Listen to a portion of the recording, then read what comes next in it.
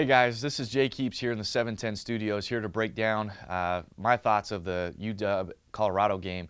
I thought it was a great game in terms of the fact that when you got to the second half, UW was able to shut the door and was able to finish out that game, grind it out on defense and on offense. Now on offense, looking forward, when you're 3 and 12 or 3 and 13 on third downs, that's not what you want on offense. And I know Coach Peterson and Coach Hamden are going to look for improvement moving forward. Now, let's dive into some of the reasons as to why they struggled on third down so much through the course of the game. So the first thing I want to look at is we're going to go into this situation here. It's the first quarter. It's 3rd and 10.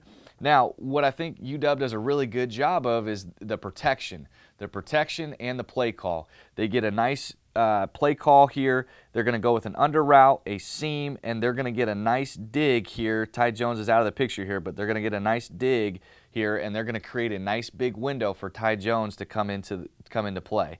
Also, what the offensive line does is they do a full slide to make sure that they pick up the protection. They go hat for hat, and they bring Savon Ahmed to block on the edge, which Savon does a great job here in this situation, getting the protection.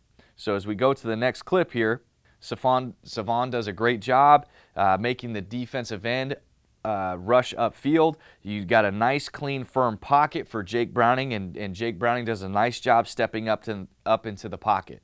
Now, the problem with this play was not necessarily the play call, but the execution at the end. So here you have it. You got a nice job. You've cleared out the linebackers and the safeties. You got the flat defender to jump with the tight end. And now you've got Ty Jones one-on-one with the corner, and it's a clear winner. The thing that Jake Browning needs to do here is Jake Browning needs to throw it over here into this window to lead Ty Jones and to keep that ball away from the defender. Now, it was a catchable ball by Ty Jones, but it was contested because the ball was thrown on the backside of Ty Jones. If that ball was thrown to the upfield shoulder, it's an uncontested, easy catch, and now you're moving the chains.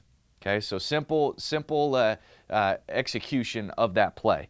Now, the next one you've got here, what Colorado did, and especially on these third down situations, is they brought a variety of pressures. I thought UW did a good job handling this up front. They weren't perfect always on third downs, but they did a good job for the majority of the time. Now, simply what UW does here is they run double slants here, and what they're hoping for is that they can get a pitch and catch before the sticks and run to get the first down. Now, what Colorado does here is they do a good job, the DBs, they stay flat-footed, and they are waiting. They know that because they're bringing pressure, Colorado is bringing pressure on Jake Browning, that there is a potential of throwing short of the sticks in terms of Huskies offense. Because the Colorado DBs know this, they do a great job of keeping themselves flat-footed and, again, are waiting on the short throw, and they drive and make a play on the ball. And, again, just a simple execution on third down. Now, when we go to our final clip here, this to me was the epitome of the issues that happen on third down. Now, they're driving. This is the final drive of the game. You have an opportunity to solidify and end this game, shut the door on Colorado for good. So it's 3rd and 5, 4 minutes left in the game, and now what you have here is a simple mesh concept.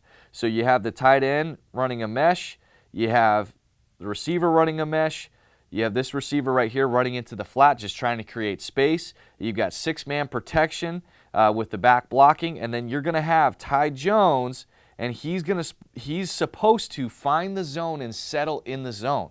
Now, the problem is when they get to the final picture and when Jake Browning is releasing this football down the field, he is expecting Ty Jones to sit, and Ty Jones keeps running through into this next window, and so it looks like a bad pass from Jake Browning. Oh, it's behind him, but in reality, it's Ty Jones. Ty Jones needs to sit in that window and put his chest to the quarterback and give him a nice, easy, presentable picture to Jake Browning for a nice, easy first down.